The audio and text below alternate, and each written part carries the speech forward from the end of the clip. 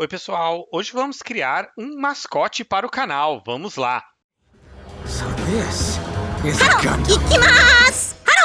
Então faz um tempo que eu queria criar um mascote para o canal, né? Porque como eu não apareço aqui nos vídeos, acaba não tendo uma imagem para o canal.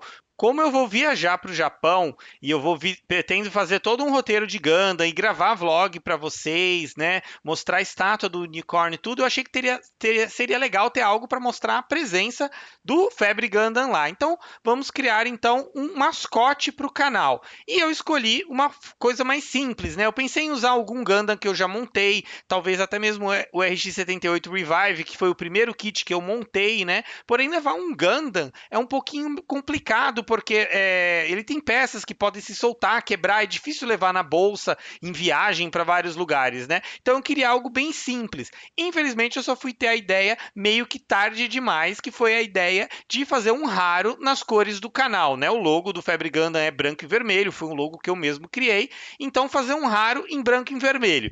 Eu tive essa ideia meio que em cima da hora, então eu tô tendo que fazer tudo meio correndo aqui, tanto o processo da criação como também gravar e tudo, para estar tudo pronto para eu levar ele para viagem a tempo ali de já ter ele pronto. Então tô fazendo meio correndo, não é o ideal, né? Eu gostaria de fazer esse processo com mais cuidado, tudo, mas vai ser do jeito que é mesmo, para poder ter ali essa presença do raro na minha viagem e vai ser aí o mascote do canal. Eu resolvi nomear ele de Faro, porque é febre raro. Eu achei Faro, fica um nome simples, direto, né? Faro, e vai ser o Faro que eu vou usar aí como o mascote para as minhas viagens, para levar ele para, né, principalmente em viagens que tenham a ver com Gundam, com o nosso hobby.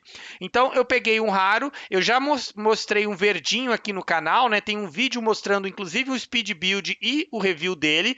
Eu já fiz um kit bashing de um raro com um HG do Revive e agora eu tinha esse azul que eu estava guardado aqui e resolvi usar. Claro que o azul não é a melhor cor para eu poder pintar de branco, mas a gente se vira com o que tem. Eu fiz a remoção dele direto do runner com a mão. Esse kit foi feito para ser tirado com a mão, embora para fazer um trabalho direito o ideal era usar um alicate, um estilete, né? Dei uma lixada aí no kit como vocês estão vendo, uma lixada básica ali com uma lixa 800 e depois uma lixa 1000 para poder deixar ele bem bacana, né? É bem lisinho, bem certinho para fazer o trabalho. Como eu falei, o trabalho não vai ser assim aquela coisa incrível, nada. É um trabalho bem simples, bem direto mesmo, mas tentando dar aí algum acabamento e eu estou registrando as etapas para vocês. Então, depois de lixar, né, lavar as peças, eu vou passar o primer, vai ser esse Surface Primer da Tamiya. Esse primer ele é branco, dizem que é um dos melhores primers brancos que existem. Para quem já tentou usar primer branco, especialmente, sabe que é bem difícil você cobrir uma cor forte, como é esse azul, com um primer branco. Então eu resolvi experimentar ele é um primer lacquer, então diluí ele com o solvente lacquer, né, usando o Leveling Thinner da Mr. Hobby. Então estou experimentando ele pela primeira vez, eu diluí ele mais ou menos assim, 1,5 de thinner para uma parte de primer. Não quis fazer ele muito fino, porque o primer branco, né, acabaria ficando muito ralo e ia ter uma cobertura pior. Como vocês percebem aí, ele cobriu muito bem. Na primeira passada, a peça já ficou quase que cinza, quase branca já sumiu muito do azul, o que me surpreendeu, porque nenhum outro primer branco, ou mesmo cinza, claro, que eu já tenho usado, tinha uma cobertura tão boa assim. Na segunda camada, ele já cobriu totalmente, já ficou bem branco, eu já achei excelente. Daria até mesmo para eu passar, para eu usar esse branco como a cor final dele, mas para garantir eu achei melhor pintar mesmo a peça, né? A tinta branca eu não mostrei aplicando, mas foi também da Mr. Color a cor número 1, que é o branco básico puro, só para dar um acabamento final por cima do primer. Embora o primer já estava bem branco, eu apliquei uma tinta branca, mas eu acabei não mostrando aí. Aqui eu vou começar com o vermelho, eu vou usar esse Red Matter da Mr. Color, também usando só tintas lacquer, né? Então eu vou usar esse vermelho para as partes internas dele, elas normalmente não vão ficar visíveis. Provavelmente eu só vou querer levantar as orelhinhas dele para mostrar um pouco mais desse vermelho. O vermelho normalmente é uma cor que cobre muito bem, então é muito fácil você cobrir um primer branco com tinta vermelha, então não tem muito segredo aí, foi bem direto mesmo, uma passada já ficou vermelho, brilhante, bonito. Aqui só fazendo um panel lining bem básico, usando tinta enamel da Revell, vermelha, para fazer o panel lining naquela linha que tem na frente do raro, né, em vermelho. Então eu pego um pouco da tinta vermelha, acabei pegando bem mais do que eu ia precisar, mas tudo bem, e vou diluir com o thinner de enamel da Tamiya, né? Na falta do thinner de enamel, você pode usar, por exemplo, aquele Mineral Spirit da Acrylex, que eu já mostrei no vídeo meu de panel lining, mas eu acho que o thinner da Tamiya funciona melhor. Na falta do Mineral Spirit, você também pode usar fluido de isqueiro da Zippo, mas eu acho que usar o thinner de enamel é melhor. Esse thinner é bem facinho de achar, eu comprei esse daí na AliExpress, é bem tranquilo e ele acaba sendo a melhor solução, como o próprio nome diz, para tinta enamel. Então eu misturei com um pouco de thinner para a tinta ficar mais rala, né, mais fácil de passar ali na linha. E vou passar com um pincelzinho, né? Quando você usa o Accent Color da Tamiya, ele já vem na própria tampa um pincelzinho. Aqui, no caso, eu estou usando um pincel bem simples que eu tenho, fininho, só para poder passar ali no raro. Não se importa, não tem problema se borrar um pouco, porque depois a gente vai limpar esse excesso. O importante é que a tinta enamel não afeta diretamente a tinta lacquer. Então eu posso passar o enamel que depois eu vou usar o thinner de enamel para limpar e não vai afetar a pintura lacquer por baixo. Aqui para limpeza você pode usar tanto um cotonete, né? Eu uso essas pontinhas ali, esses estilos de cotonetes mais específicos para o hobby da Gaia Notes, que eu comprei na AliExpress, vende na Hobby Link Japan, você acha no eBay também esse pincelzinho. Eu acho ele mais prático e ele absorve mais do que um cotonete. O cotonete você tem que ficar trocando ele frequentemente porque ele vai ficando sujo e ele começa a borrar a tinta e você tem que trocar por um cotonete limpo, molhar de novo no thinner, né? Essa espuminha aí da Gaia Notes absorve bem sem borrar, como dá para ver aí. Eu fui limpando toda a linha, né? É bem tranquilo, é um processo até prazeroso de fazer, até mais gostoso do que a aplicação do Accent Color normal com cotonete, é usando esse aplicadorzinho aí da Gaia Notes. Uma parte crucial aí para o processo é usar um decal, né? Um water decal ou alguma forma. Eu tenho algumas ideias que eu estava pensando em fazer desde que eu comprei, faz uns 2 anos que eu comprei essa impressora para fazer uns water decals ou mesmo um transfer com papel sulfite normal, né? Mas isso eu vou ter que deixar para depois, não vai dar tempo de eu explicar tudo para vocês, mostrar. Quando eu voltar da viagem, eu vou fazer um tutorial, tanto criando o próprio water decal com folha de water decal, que é essa que eu estou usando, como também fazendo transfer com papel sulfite normal, sem precisar ter um papel especial. Essa folha de water decal eu comprei por engano, eu pretendia comprar transparente, mas eu comprei com fundo branco por engano. Mas até o teu vídeo eu vou mostrar para vocês também com o fundo transparente, né? E aí você imprime numa impressora jato de tinta, corta ela, porque não vem pré-cortado como é um decal da Bandai. Você precisa aplicar um verniz por cima, eu estou usando o verniz brilhante da Acrylex.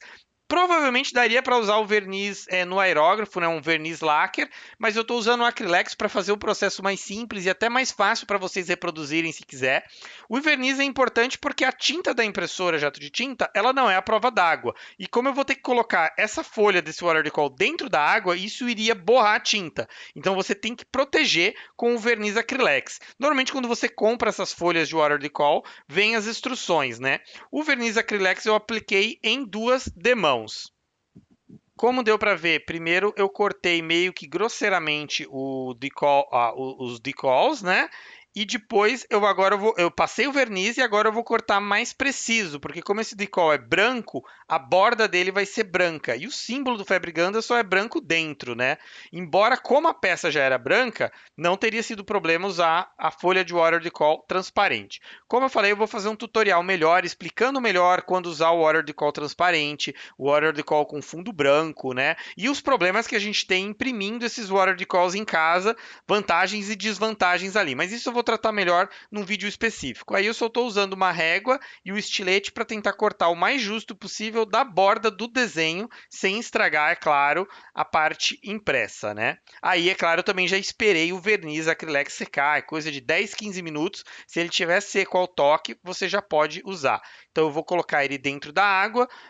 O manual da folha de water decal recomenda deixar 30 segundos mergulhado na água. Eu estou usando esse aplicadorzinho de water decal que eu tenho, que tem essa esponjinha, folhinha, que é para deixar a folhinha do Water Decol sempre molhada, mas não precisa, você pode colocar em qualquer potinho, um copo com água, mergulhar a folhinha ali dentro e deixar por 30 segundos.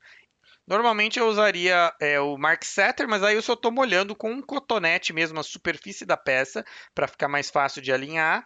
Vou colocar com a mão mesmo, porque não tem muito uma borda, né, para eu segurar, então eu vou deslizar com a mão, com o dedo mesmo, e aplicar direto na peça ali e alinhar, né? Claro que esse é um trabalhinho um pouquinho chato de alinhar, porque eu estou usando o olho do Haru como referência para tentar deixar o símbolo do Febriganda, o logo do Febriganda, alinhado com os olhos dele, né? E depois é só o mesmo trabalho de Water Decol usando um cotonete para tirar a bolha de ar.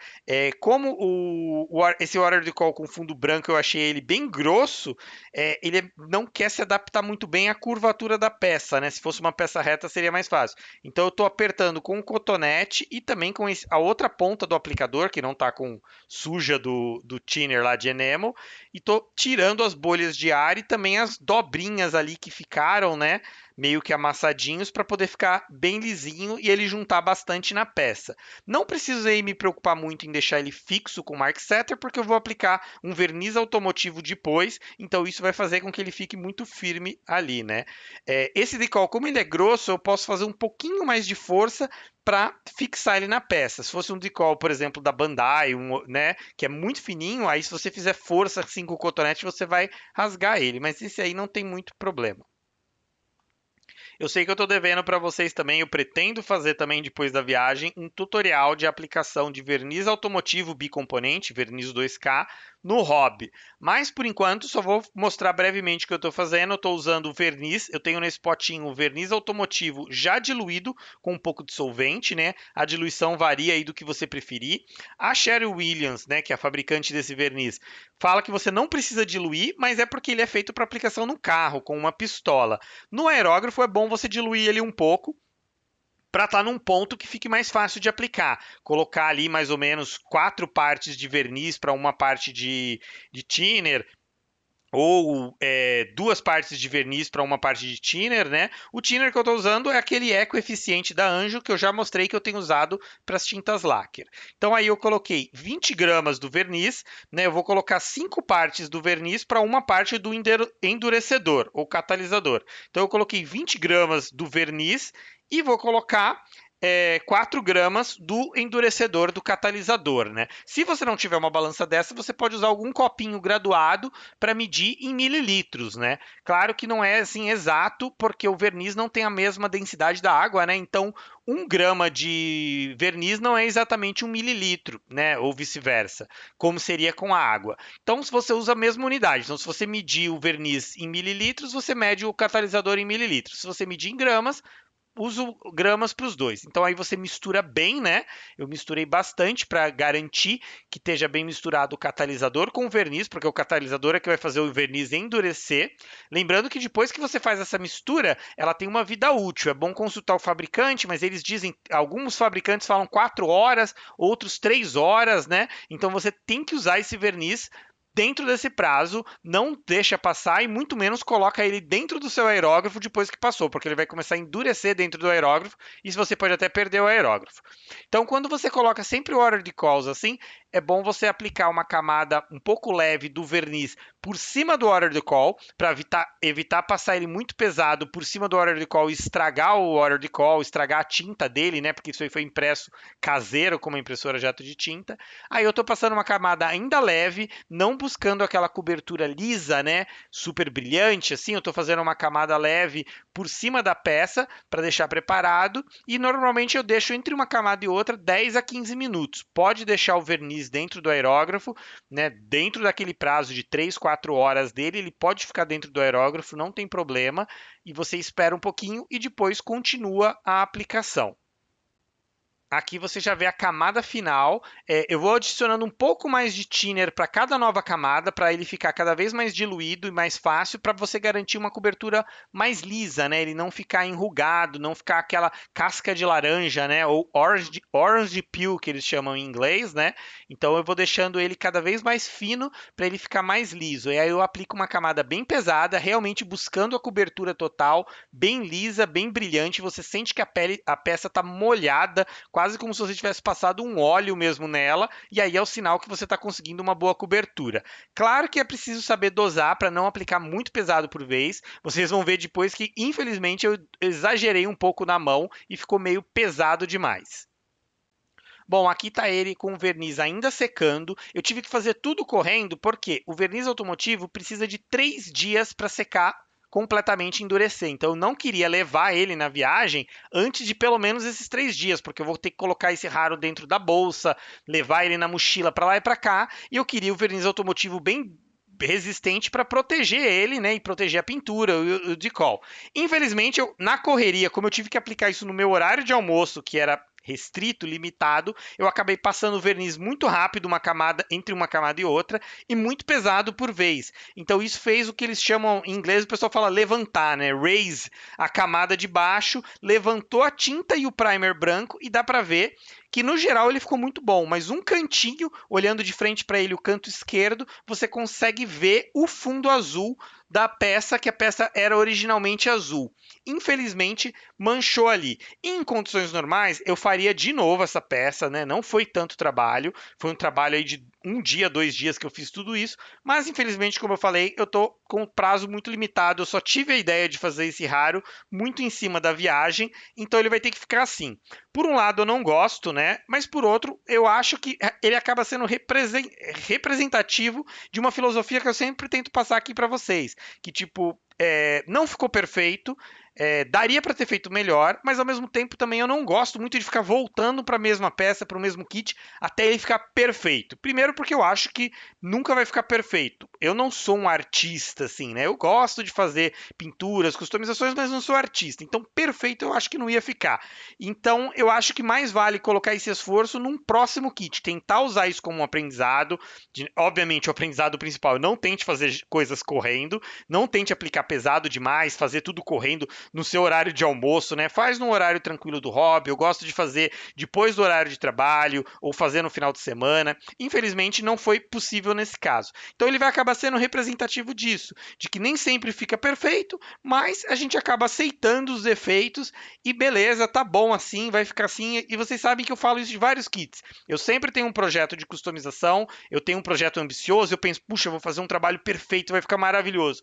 Sempre acaba ficando aquém do que eu imaginava. Eu sempre falo, né? Ah, ficou legal, mas não tá tão bom, não ficou tão bom quanto eu queria. É bom você ter esse nível de exigência, mas também eu acho que às vezes é importante aceitar que nem sempre vai ficar perfeito e seguir. Então eu acho que esse raro vai ser representativo disso. Sempre que eu olhar para ele, olhar essa mancha azul dele, eu vou lembrar que eu fiz com pressa, que eu não fiz com o cuidado que devia, mas que também ele não é perfeito e também não precisa ser. É para ser o mascote que representa o canal. Não vou ter tempo de gravar para vocês antes da viagem ele finalizado, então eu vou terminar o vídeo aqui, vocês vão ver ele finalizado. Se vocês me seguem no Instagram, vocês vão ver, eu vou tentar postar alguns stories, algumas coisas no Instagram durante a viagem, e quando eu voltar da viagem eu vou mostrar os kits que eu comprar, né, que eu pretendo comprar lá, e também, é claro, o vlog que eu pretendo registrar da minha experiência no Japão agora que eu conheço o hobby, porque eu descobri o hobby quando eu fui no Japão a primeira vez em 2017 e agora é a primeira vez, né, a segunda vez que eu estou indo no Japão, a primeira vez que eu volto conhecendo o hobby.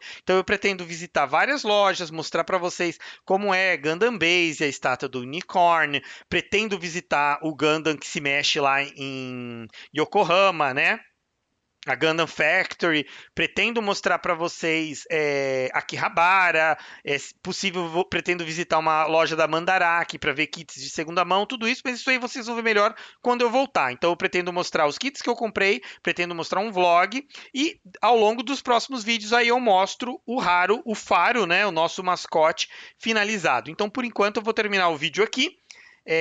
Fiquem ligados no canal para os próximos vídeos. Se vocês me seguem no Instagram, vocês vão poder acompanhar um pouco da minha viagem lá. Se você não me segue, segue lá no Instagram. Tem link na descrição desse vídeo para o meu Instagram. Espero que vocês tenham gostado desse vídeo e vamos espalhar essa febre do Faro, o símbolo do Febre Gundam. Obrigado e até a próxima.